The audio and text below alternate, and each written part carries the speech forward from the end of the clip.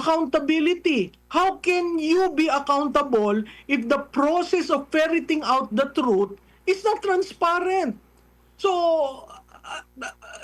ako ang tangi ko lang masasabi dyan, malaking pambubudol ito nangyayari.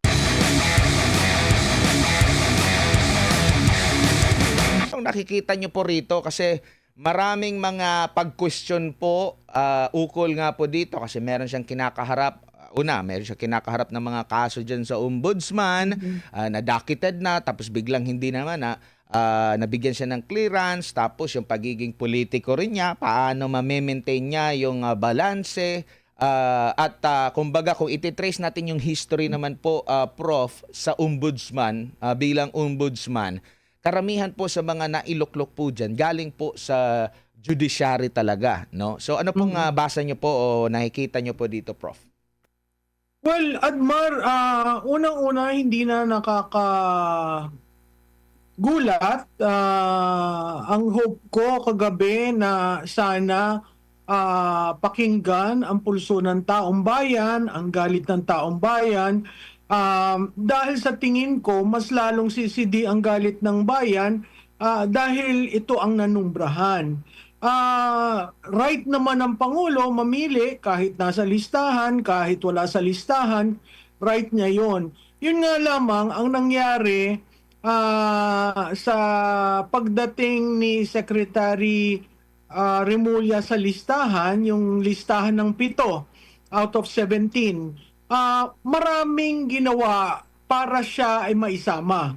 Naandyan na yung binanggit mo, may disbarment, may mga kaso na final sa kanya. Specific yung undocketing na nangyari nung current ombudsman na certain dates lang, I think from 19 to 16 September. Doon nagkaroon ng undocketing. Anong ibig sabihin nun? Parang lumalabas para lang maklear, walang active na kaso sa kanya. Hindi active pero naandun pa. Biro mong ginanyan, biro mong maraming pabor para lamang siya maisama.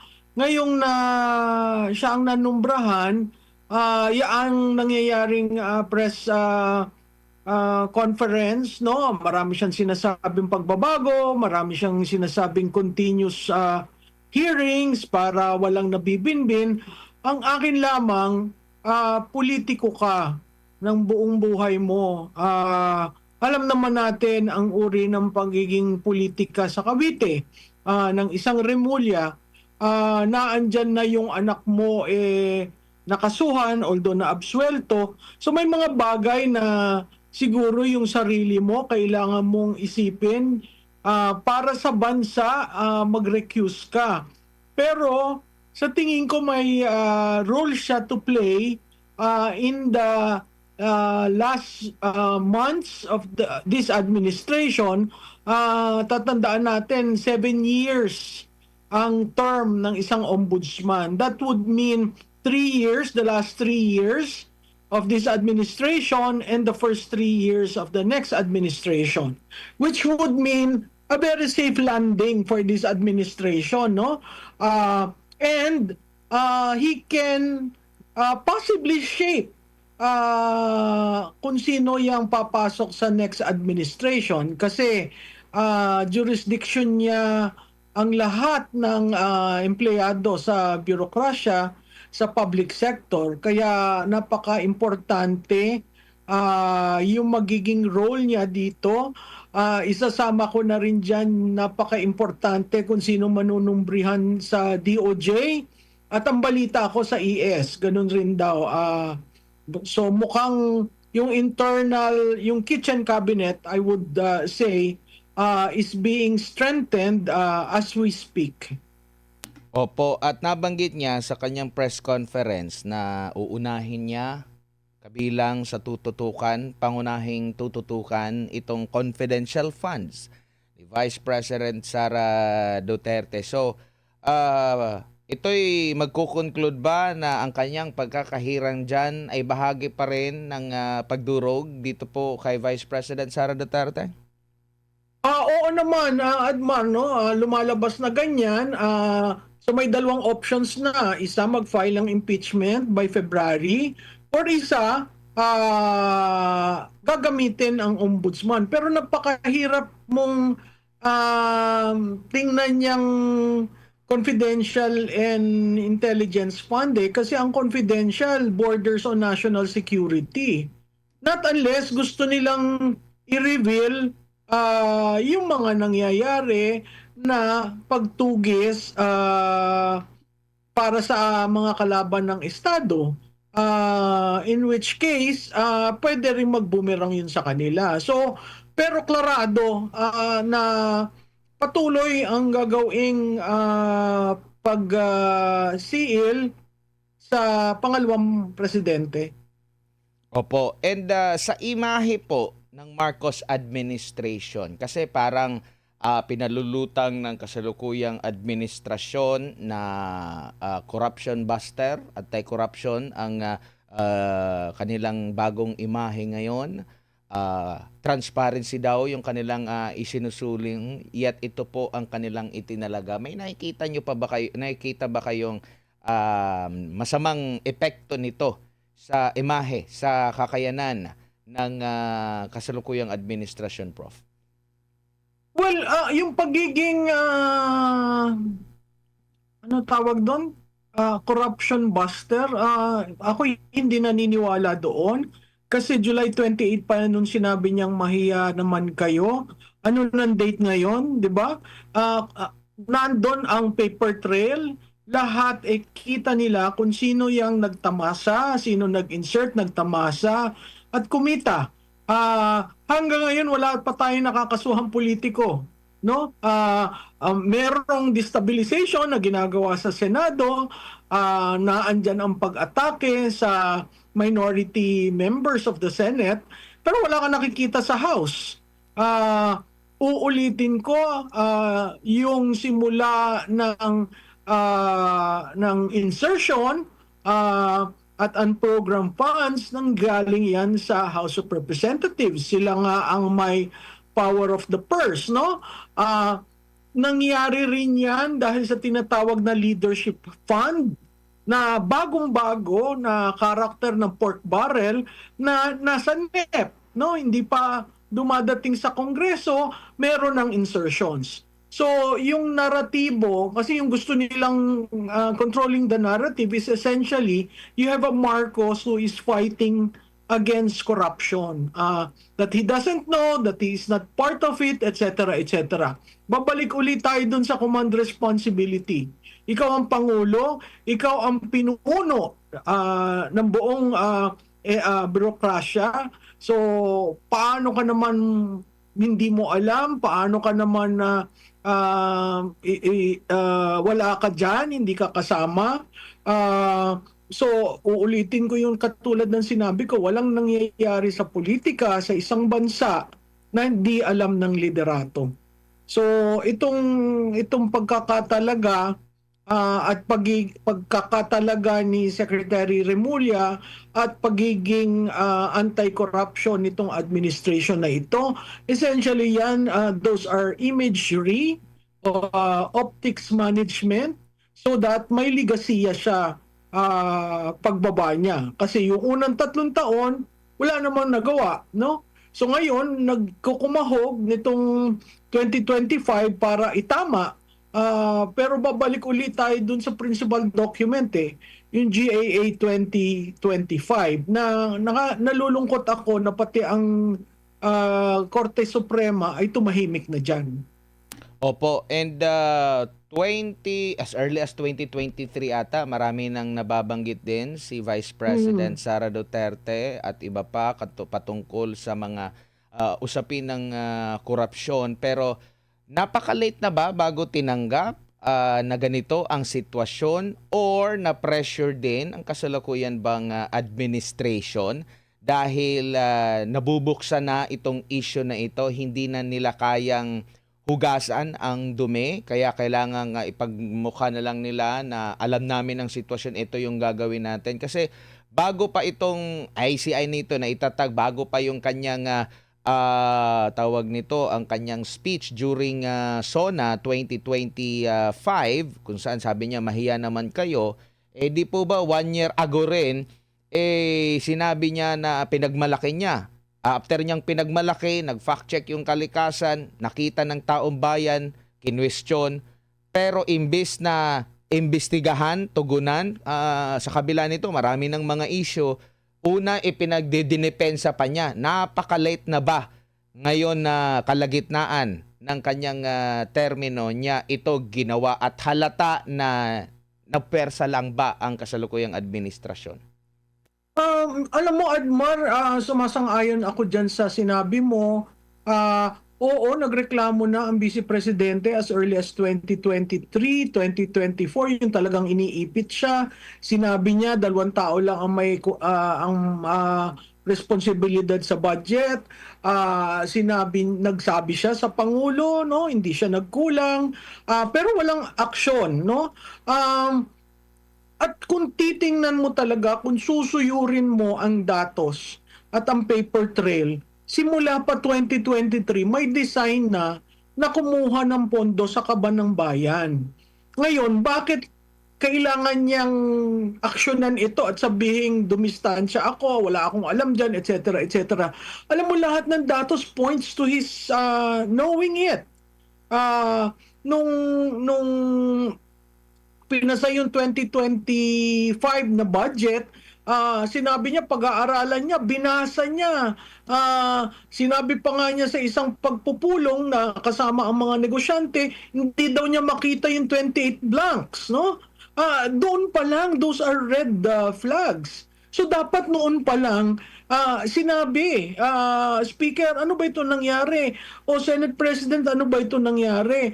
Ang ginawa niya, meron siyang hindi mga rinilis, yung 4-letter release, at meron rin siyang rinilis. So ano ba talaga? Hindi mo alam o may pinaboran ka?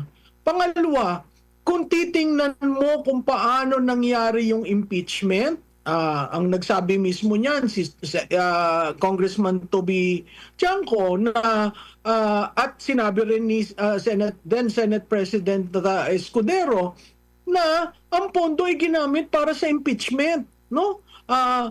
Kaya FLR. Pag nakita mo dun sa FLR na releases, may continuing rini-release silang pondo even until now. Sinabi rin yan ni Congressman Ungab. So kung makikita mo, parang malaking pambubudol itong ginagawa. Ako maniniwala na anti-corruption siya, advocate. Si Ko, pakulong niya. Si Speaker, pakulong niya. At lahat ng kaalyado sa House of Representatives, 6 yan, pakulong niya. Pero ngayon nakita mo tumahimik ang House of Representatives, ang infra, ang unang tumahimik. Dahil sa tingin nila, pag pinalta ng Speaker, okay na. No? Galit ang taong bayan. Tumahimik ang Senado. Meron kang isang magiting na senador na hindi ko maintindihan kung bakit biglang nagbahag ang buntot, tumahimik, pagkatapos tahimik na lahat, si ICI na lang. Na pag tiningnan mo naman ang powers ng ICI, wala, mahina yung ICI. Pangatlo, si ICI, hindi natin nalalaman kung anong pinag-uusapan. Hindi natin nalalaman kung yung meron na ba silang malapit na ba sila para malaman kung sinong nag-mastermind ditong lahat? Hindi natin alam yan. Saan ka nakakita na anti-corruption, na wala ang transparency? Sinasabi niya transparency. How can you even say that, Mr. President? No? ICI is a perfect example that there is no transparency. Accountability. How can you be accountable if the process of ferreting out the truth is not transparent? So, ako ang tangi ko lang masasabi dyan, malaking pambubudol ito nangyayari. At makikita natin dahil nagsabi siya noong July 28 at hindi na pag-aralan, paano ba tayo lalabas dito? Kasi dapat na pag-aralan yun. Saan ko dadalhin ito? Hanggang saan? Hanggang saan? Ayaw niyang i-cancel ang passport ni Mr. Ko. Ayaw niya na may warning siya sa diplomatic offices natin na wag daw hanapin o ilabas ang impormasyon kung nasan si Mr. Ko. Yung ba ang anti-corruption advocate, sa tingin ko, Admar, yung 3 taon natin, yung unang 3 taon natin sa kanya, ay nakita natin kung anong totoong karakter ng ating leader. Ngayon bigla siya nag-iba. Opo. So ang tanong ko, paniniwalaan ba natin yon? Alam mo, ang usapin ito is public trust. How do you redeem that trust? With the appointment of Secretary Remulla, I doubt very much if you can redeem it. Opo, at kanina nakapanayam namin kaninang umaga live sa studio dito sa SMNI si former Ilocos Sur Governor Chavit Singson. Dismayado talaga siya dahil una, sa nangyayaring mga investigasyon daw, meron daw nakikita siyang pagtatakip, paglilihis at naging selective. Dahil kung tunay daw na into paglaban sa korupsyon ang kasalukuyang administrasyon, batay sa pananaliksik ni Governor Chavit, top 3 pala ang Ilocos Norte sa mga sa mga proyekto na nakuha ng mga diskaya. Ilocos Norte, yan po yung baluarte ng mga Marcos. Bakit hindi raw ito naririnig natin sa mga investigasyon?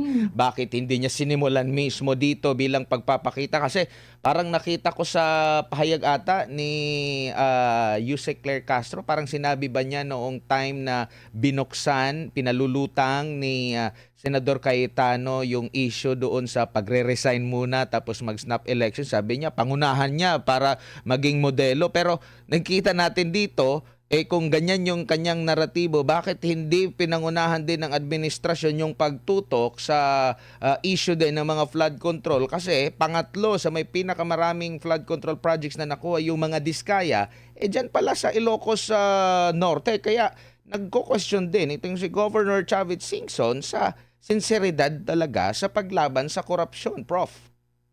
Oo, Admar, no? 'Di ba, ang usual tactic is doon ko muna sa baluarte ko para ko pakita sa inyo na malinis, walang hangki-pangki diyan sa aking distrito o sa probinsya. Pero dineflect niya kaagad by coming up with Bulacan. Siya ang nag-come up ng Bulacan. Si Senator Ping Lacson dineflect rin, Oriental Mindoro.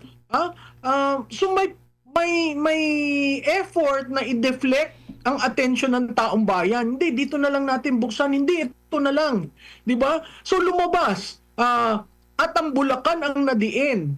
So, technically, pag didiin mo ang Bulacan, titingnan mo lahat ng mga Bulacan na politiko, Bulakenyo. Unfortunately, sa Senado, yun kaagad ang tinira. No?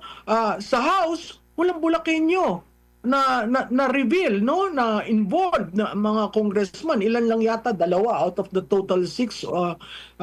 Tapos alam mo, ang nakakalungkot, walang effort to even present the documents. Ito, ako nga, ang challenge ko, sige, lahat ng leadership position, yung unahin nyo. Ilocos Norte, Davao City, Sorsogon, at saka Leyte. Wala ka narinig, 'di ba? Buti pumunta si Secretary Dizon at saka si at that time advisor Magalong sa Davao City, no? Nakita nila, sila mismo nagsabi, wala tayong makikita doon. Pero pilit ng pilit na hinahamon na saan mo ginamit. Sandali lang, ang pinag-uusapan natin itong last 3 years bago ka pumunta dun sa Duterte administration. Pero pag nakita mo dun sa ICI, 10 years yun. Which means including, pag 10 years, that means 6 years ni Presidente Duterte, 3 years sa kanya, yun ang scope ng trabaho. So makikita mo, dun sa fine print ng executive order, na andun na 10 years. So, ang akin, isang diversionary tactic na naman ito para makita na may ginagawa siya. Para ipakita na ako'y nagmamalasakit sa inyo. Pero ang pagmamalasakit, hindi yung i-deny mo na wala kang role. 'Di ba? Dapat nga yung pagkagalit niya hindi commensurate dun sa nangyari. Katulad niyan, diversionary yan. Reveal niya yung top 15, no? Reveal niya yung mga regions. Reveal niya. And then after that, what happened? No? Makikita natin ikaw ang pinakamalakas na tao sa bureaucracia. You can readily come up with the evidentiary value of those documents. Bakit hindi ginagawa? Tapos makikita natin biglang one weekend naglabas ng partial list, no, ng mga insertions, at may tinitira ng mga senador. Nagsalita lamang ang isang senador, naglabas na ng donor, ng contributor, no? Ay makikita naman natin, itingnan niyo lahat ang contributor ng mga politiko. Kaya nga ang nangyayari diyan, dati ang mga kontratista nagko-contribute lamang. Nung nakita nila, pwede naman pala tayo manalo, tayo na lang para hindi tayo magkaroon ng gastos. Kaya marami tayong contractor legislator sa House of Representatives. At kung titingnan nyo sa House of Representatives yan, ha? Sa Senado, wala ka namang makita dyan na associated to a having a construction firm or a family with a construction firm. Sa House, nakikita mo yung talagang conflict of interest na hindi nila natitingnan.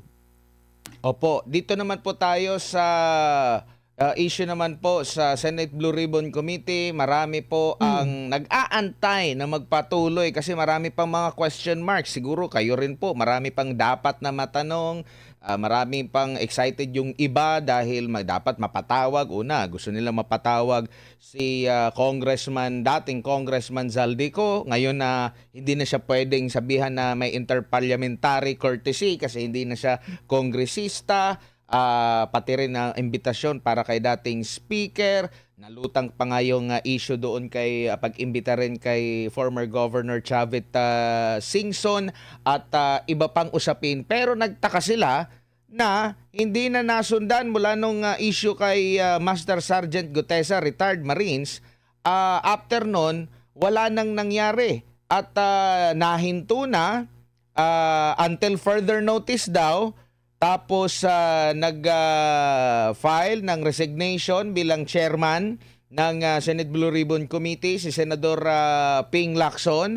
Tapos ngayon wala nang plenary session dahil pagtutuunan daw yung budget na sinasabi naman ng ilan na natakot lang siguro yung kasalukuyang liderato ng Senado na baka magpapalit ulit, magkakaroon ulit ng kudita na nabanggit ni SP Tito Soto yung mga possible na masusunod na maging Blue Ribbon Committee chairman, pero tumanggi na rito si JV Ejercito dahil alam niya na ang limitasyon ng kanyang kakayanan, at si Senador Raffy Tulfo ayaw din niya natanggapin kung i-offer sa kanya dahil magko-concentrate siya sa kanyang komite. Anong nakikita niyo po dito ngayon sa unang Senate Blue Ribbon Committee chaired by Senador Marcoleta, tapos ni Senador Lacson? Maraming mga nabubulgar doon, unlike dito sa ICI na hindi talaga naisa publiko, unlike doon sa Infracom na tuluyan ng naglaho din yung kanilang investigasyon na Prof. Alam mo, Admar, ang nakakataka dyan, simula nung bomba na linonch ni Sergeant Gutesa, no?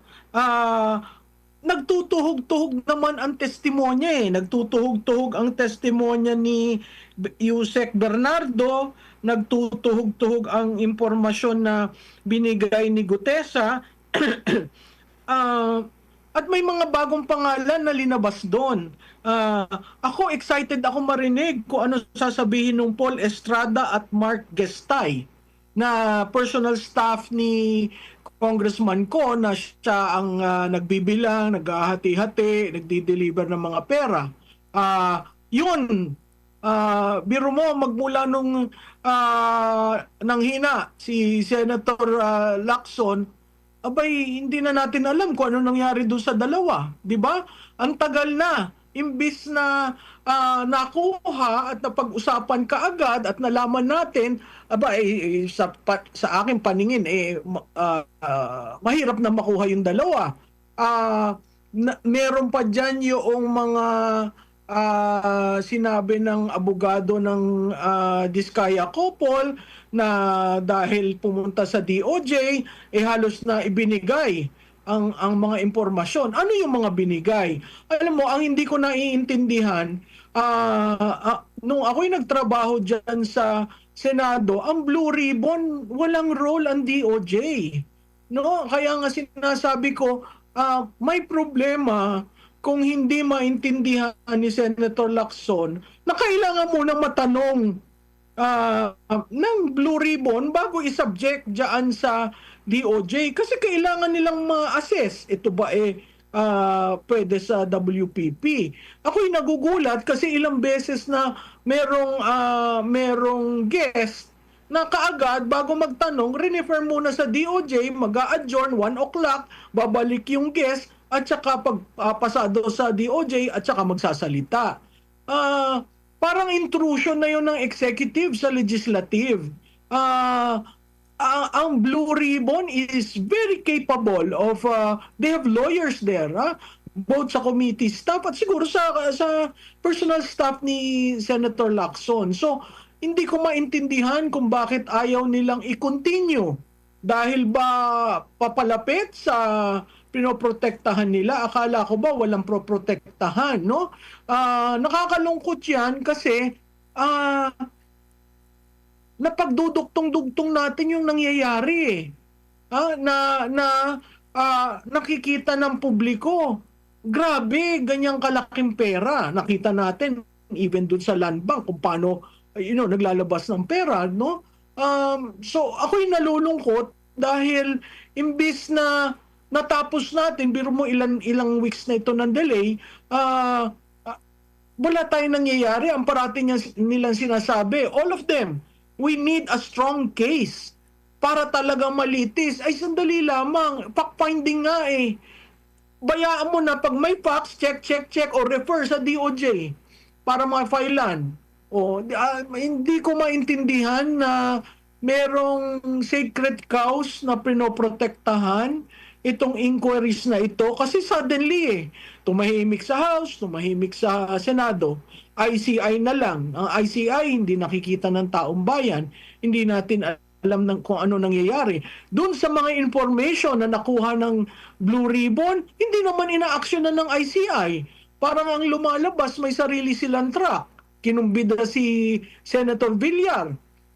Sa tingin ko, gusto ngang yung track na 10 years ago na term ng kanilang jurisdiction. So, ano yon, nagwi-witch hunting. Samantalang dito, klarado, meron na nag-leak. Si Gutesa nagsabi, meron pang sinabi na isang tao sa Appropriations Committee na nakakaalam ng listahan.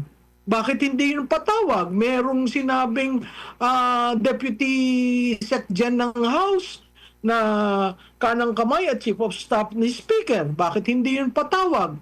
No? Marami. Naandyan si Congresswoman Stella Kimbo na pumalit at part ng small committee. Bakit hindi patawag? Ang daming loose ends. So, sayang dahil yung galit ng taong bayan, siguro ang nakita nila di naman yan mag-aano, rally-rally lang yan. Pero alam mo nyo, oo, mahaba ang pasensya ng Pilipino, pero wag ho natin paabutin dun sa sukdulan. Opo, no? Ito yung makikita mo rin na kaibahan kahit na noong during Duterte administration, yung investigasyon ng Senado, kahit na ito'y laban sa administrasyon niya, 'di ba? Maraming issue 'yun yung investigasyon doon sa Pharmaly, yung investigasyon doon sa EJK, nandun pa yung pagpapahuba doon sa damit. Nag-resurface ulit yung mga videos na 'yon. hindi yun inagapan, hindi yun ginipit, pero makikita na, kumbaga meron talaga silang independence na busisiin nyo yun kahit na ang magiging subject ay ang mismong government. Makikita mo talaga walang pinapanigan. Unlike ngayon na ang napapansin, medyo may mga paglilihis na nangyari po, Prof. Oo, tama yun, no? Kahit nga ang Korte Suprema, pero mong tagal na ng GAA 2025, kung sana inaksyonan nila yun. Wala na tayong gulo ngayon na ayos, na-declare unconstitutional, di ba? Giniyahan ang Kongreso sa pagbubuo ng 2026 budget. Pero bakit dinelay, no? Ang sabi, related dun sa Judicial Autonomy Act, no? Ang akin lang, oo, kailangan ninyo yan. Pero yung para sa taong bayan, gampanan nyo. Kasi nakakapanghinayang. Saan lalapit ang taong bayan? Kung ang executive ganyan, ang legislative ganito, ang Supreme Court ganyan. Parang may fail, yung sinasabi nga ng iba, may failed state na tayo. Ayoko naman sanang sabihin yan kasi naniniwala naman ako na hindi tayo aabot doon. Pero sa mga nangyayari ngayon, doon tayo patungo. Opo. May bago ngayon, inirekomenda daw po ng Independent Commission for Infrastructure ang paghahain ng reklamo o ng sa ombudsman, criminal at administrative charges. Kabilang na rito si former Congressman Zaldico at yung mga opisyal daw ng SunWest Construction na itinatag Nico. Ang sinasabi dito na rekomendasyon, paglabag sa anti-graft corrupt practices, malversation of public funds in relation to falsification of public documents by a public officer, paglabag sa general procurement reform, meron ding administrative charges, code of ethics, paglabag sa ethical standards of public officials, at iba pa. So sumasang-ayon ito sa sinasabing paglilihis at naging selective lang, naging sacrificial lamb ang mga pangyayaring ito, Prof. Oo, alam mo yung sagot ni Congressman ko, 'di ba sinabi niya hindi lang naman ako ito. Kasi ang desisyon ginawa sa plenaryo. So babalik ulit tayo doon. Kaya nga ang request ko, sana itong si Congressman ko ay magsalita at sabihin na, no, ilabas yung small committee report, sabihin kung saan ang insertions, kung tigma magkano, kasi kawawa rin naman yung mga baguhan sa 20th Congress na nahalal ng 20th, hindi alam kung ano nangyari sa 19th, abay ngayon ay sila kasama sa galit ng tao, no? Si Ko lang ang aking pakiwari dyan, hanggang kay Ko lang aabot yan. Hindi tataas doon sa pinsan, hindi aabot doon sa palasyo. Pero napakahalaga na ilahad sa publiko yan, anong findings nyo dyan. Kasi oo, yung SunWest may conflict of interest doon, pero hindi lang naman si Congressman Ko ang contractor legislator. So kung ganun may conflict of interest, abay lahat ng mga contractor legislator mag-declare kayo ng no conflict of interest. Kasi sama-sama sila dyan. Opo, no?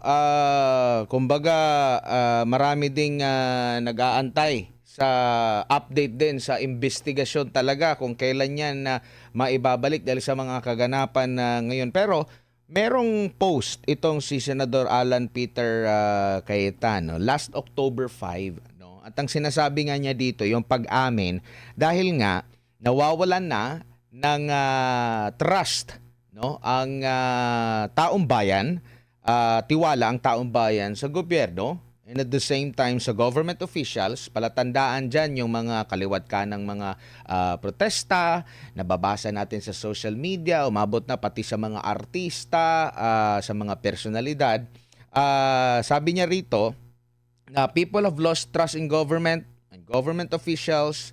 Who can blame them? Honestly, who can blame them? So here's a thought. So pinalutan niya, sabi niya, what if we all just resign and allow a snap election from the President, Vice President, Senate, Congress, with one important addition. No incumbent from the above can run for one election cycle. National government has its bureaucracy and will continue to run.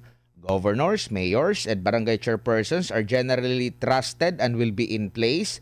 No drama, no excuses, no recycling, just a clean slate for the Filipino people, a turning point leading to renewal and revival. Instead of people power, sacrifice from people servants.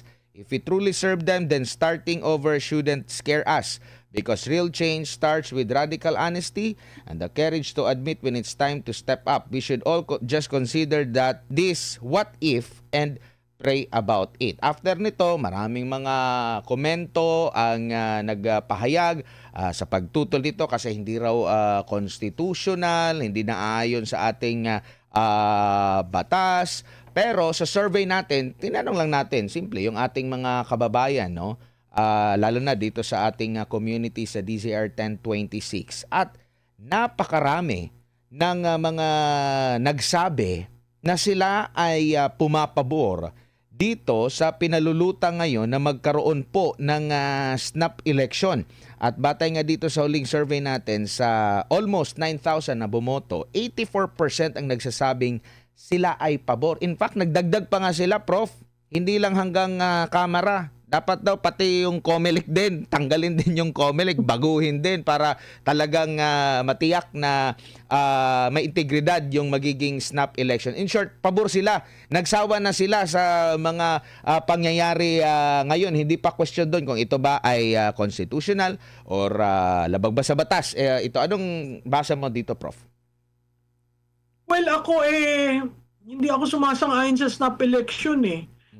Bakit? Kasi kailangan mong palitan ang COMELEC. Unang-una, it will take them probably 3 to 6 months to fix things. Yung nangyaring snap election sa ating kasaysayan, 3 months lang yun. Dahil ang snap election is sa presidente lamang. President at vice presidente, no? Hindi kasama ang mga senador at congressman. Ang maganda dun sa idea, yung national positions will be replaced. Maganda rin dun sa panukala yung one term hindi sila tatakbo, no? Pero sa tingin ko, tama si Congressman Erice na sabihin, ayusin na natin yung dynasty bill. Kasi pag titingnan mo nga naman, sa isang probinsya na nagkaroon na bisita lamang ng typhoon, lahat doon, isang pamilya lamang. Kaya yung ibang gustong tumulong doon sa probinsyang yun, parang ayaw nila, kayo-kayo lang pamilya, di ilabas nyo ang pera ng maayos ang probinsyang ninyo. Mahirap isipin yung snap election na ganyan ang COMELEC. Mahirap na isipin yung snap election na alam mong may pondo ng bayan na ginamit o gagamitin para siguraduhing manalo. Mas gusto ko pa ang reboot na through the constitutional process na meron tayo. Yung isa kasing sinasabi, hunta, wala naman tayong kasaysayan dyan sa pagkakaroon ng hunta. May mga nagsasabi kasi na walang politiko ang kayang dumisiplina dito sa mga nag-abuso. Tama rin naman yun, no? Pero kawawa ang ekonomiya natin at kawawa ang ating bansa kung tayo maghuhunta. Ang sabi nung iba, hunta lamang tapos ipapasa dun sa duly constituted successor. So maraming pinag-uusapan, pero karamihan adman na pinag-uusapan, how do we reset? How do we reboot? Which essentially goes back to the leader we elected. Kasi dun sa press, alam mo, it all emanates from the leader. Magkaroon ka ng matinong leader, magkaroon ka ng leader na kinatatakutan, lahat susunod eh. Ayoko sanang dalhin sa comparison ng dating leader. Pero lahat dun sumunod. Meron sigurong kakaunting mga issues, pero sumunod dahil natatakot, dahil yun ang ginawang imahe ng leader na yun. Ngayon, meron tayong leader na mabait, pero hindi natin alam kung naiintindihan ba niya kung anong nangyayari. Tama ba ang decision making niya o impaired judgment na yan? Makikita mo kasi yung detachment niya sa mga bagay na mahalaga sa Pilipino. So, yung snap election, oo, it's an alternative, pero the devil is always in the details. Opo, pero isa lang ang malinaw siguro dito, Prof. Tama yung sinasabi na nawala na talaga ng tiwalang taong bayan sa gobyerno o sa mga government officials. Pero nakikita nyo ba na inuugalang, parang CPRRD lang na inuugalang din yung puno, titingnan kung ano yung magiging reaction. Kasi makikita mo rin dito na, tama nga, no? Dapat nga palitan muna, no? Pumili tayo. Kasi nga, nandun yung realization na hindi na mapagkakatiwalaan. Pero nakita natin yung iba't ibang mga opinion ukol dito, Prof. Pero Admar, 3 years is too long, and 3 years is already a major delay.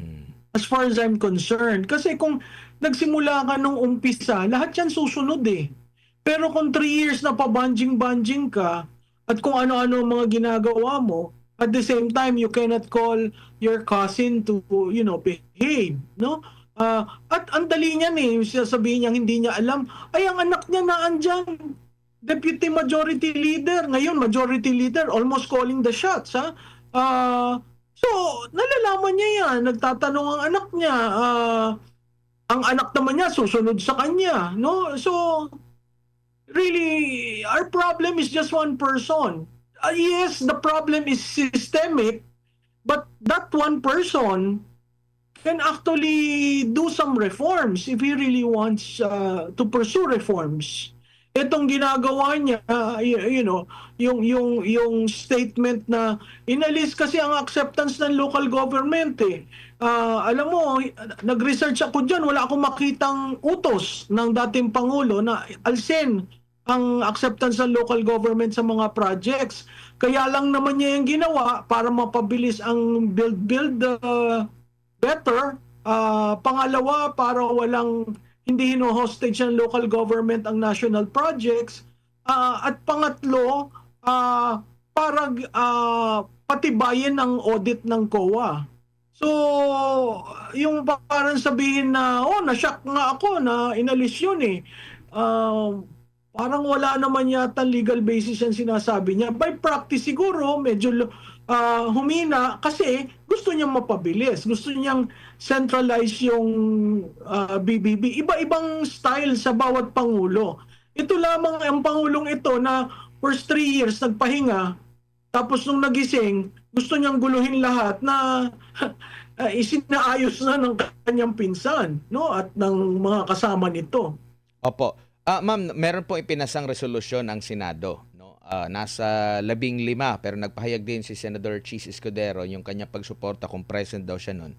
Ang lumagda dito nga po sa paghimok sa ICC na isailalim sa house arrest ang dating Pangulong Rodrigo Duterte. Ano pong basa po ninyo dito, ma'am? Though alam natin na kumbaga hindi naman talaga mapag-uutusan, pero still may impact pa rin yan na eto, nagkaisa yung mga senador, mga representative ng mga Pilipino para dito sa issue na ito. Anong nakikita, basa nyo po dito, ma'am?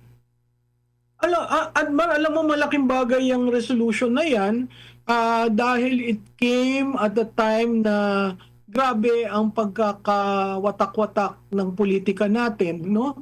Makita mo naman consistent yung tatlo na humindi. Tapos meron kang isang Senate President na hindi mo maintindihan yung kanyang explanation of vote, at meron kang isang Tulfo na humihingi ng preba kung totoo daw, no? Setting that aside, at tama ka na ang ICC naman hindi yan titingnan, pero malaking suasion yan internationally na may nagsasabi, at yan Senado ng Pilipinas na nagsasabi na pauwi na sa Pilipinas at dito na parang meron kang nagsasabi sa ICC na we will take care of him, no?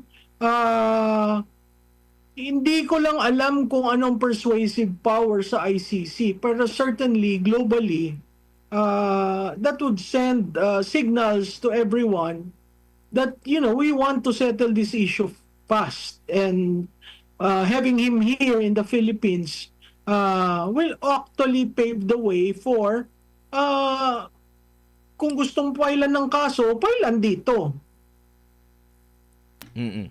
Opo, opo. Ma'am, dito naman po sa Article 2, Section 3 ng atin pong 1987 Constitution, yung role po ng ating militar. Dahil ang sinasabi nga dito, civilian authority is at all times supreme over the military. The Armed Forces of the Philippines is the protector of the people and the state. Its goal is to secure sovereignty of the state and integrity of national territory. Gaano kahalaga ito, ma'am? At nakikita niyo po ba na nagagampanan ito sa kasalukuyan ng ating militar? Considering pag nagbasa ka, ang daming ang di ba? Mga basa internet ngayon, mga nepo baby na lumulutan na yung mga ganyang termino, yung contractor na bahira na ng masamang impresyon, yung mga contractor ginagawa na ng meme, ginagawa na ng mga iba't ibang mga patawa sa simpleng pamamaraan doon. Makikita natin yung galit ng taong bayan. Pag meron na namang mga pagbaha, maaalala na naman yung korupsyon na ginawa. Like kagaya doon sa Mindanao ngayon, sa Sarangani, grabe yung mga pagbaha. Nung nagkaroon nga ng lindol doon sa Bugo City, mga larawan na nakita nila na nakapag-conclude agad yung mga netizen na ay naku, substandard yan. Lumulutang every time na meron po mga sakuna, every time na meron mga kalamidad po. Ano po masasabi niyo po rito, ma'am? Well, alam mo, ang AFP, protector talaga of the people. Yan yung dinesignate na role ng saligang batas natin, no? So dapat patas lamang sila, dapat walang pinapanigan. Oo, may chain of command sila. Pero pag yung chain of command gumagawa na ng mali, right rin naman nilang wag sundin yung chain of command. Ang akin lamang, siguro tingnan nila sino ba ang nag-cut ng modernization fund nyo? Sino ba ang instead na bigay yung retirement benefits, chinap-chap? So, kung talagang walang politika dyan, dapat hindi nagkaroon ng pagtawag ang speaker. Nakita ng lahat. Para lamang sabihin sa mga general na, ito ang ginawa namin. Sino rin ang umikot sa bawat kampo at nag-parade in review effect pa, no? At may offer na itong pondong ito, gagawin natin ito, basta ibabalik mo. Yung mga yan, paraan para sulsulan ang ating Armed Forces of the Philippines. I hope they remain truly protectors of the people, na in any event that whatever happens to our country, they will choose to be protectors of the people and not protectors of a family, because that is not their role. Opo. Ma'am, mga huling topic na lamang po doon sa ICI pala, merong nabanggit si Congressman Erice na meron siyang nakausap ng isa sa mga miyembro daw doon. Oo. Na parang magre-resign dahil nga sa kukulangan ng kapangyarihan, walang pangil. Nakikita niyo po ba, isa rin ba ito sa magiging patunay na parang show off lang itong komisyon na ito?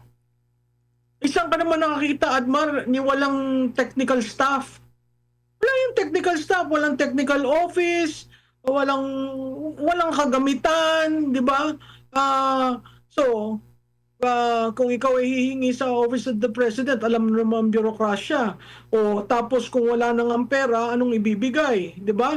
So, ito sheer will na lang nung tatlong umupo dyan, tatlo ba? Apat na yata, apat na umupo.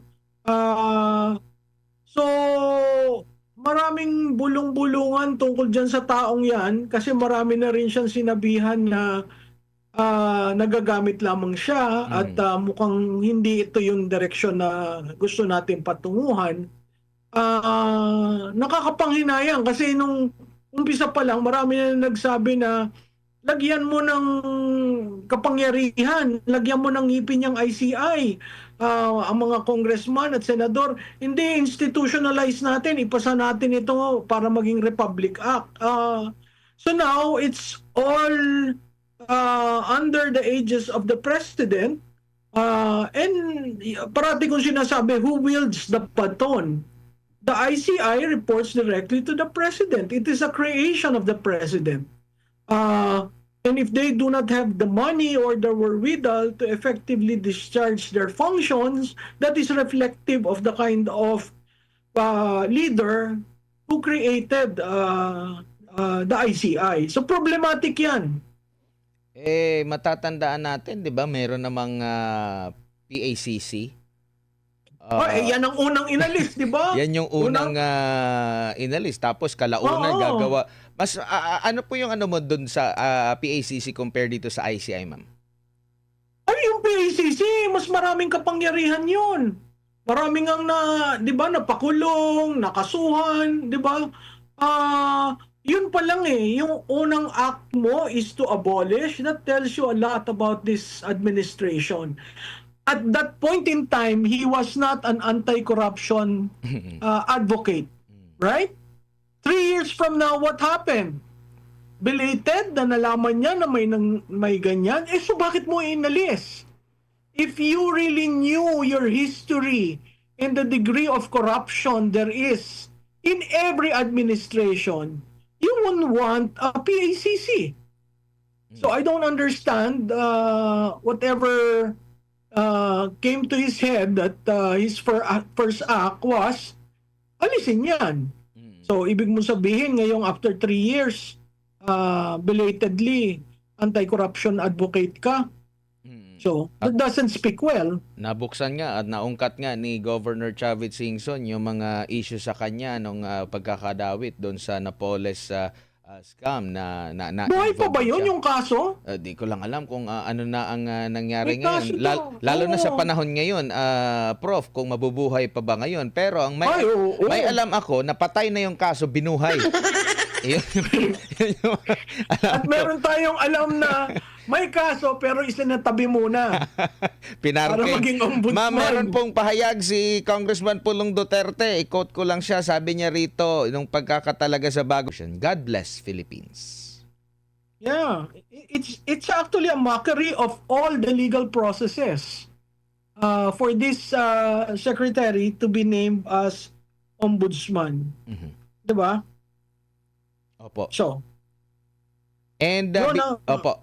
Ma'am, bilang panghuli na lang, ma'am, kasi yung panawagan po ni na yung lalo na doon sa mga kabataan na lumabas, magkaisa dahil para ito sa future nila. Muli itong nabanggit din ni Governor Chavit Singson, though sinabihan siya ng ni Undersecretary Castro na ipaimbestigahan, the inciting to sedition daw, yung mag-stop ng klase, maggumawa ng mga pagkilos kontra korupsyon.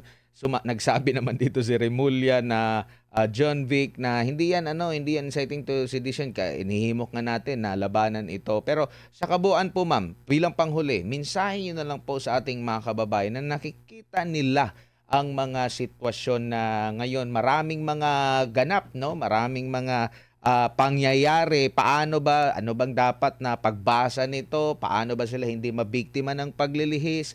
Paano ba na hindi sila mawala sa focus? Paano nila susuriin ng husto kung ano bang mga nangyayari ngayon? Ito ba ay tama? Ito ba ay mali? Ano bang nangyayari, ma'am? alam mo, Admar, yung isang kong kaibigan ang sabi sa akin, ano ba yan? Labo-labo na. Ang daming kaguluhan. Talaga akong sinasadyang guluhin.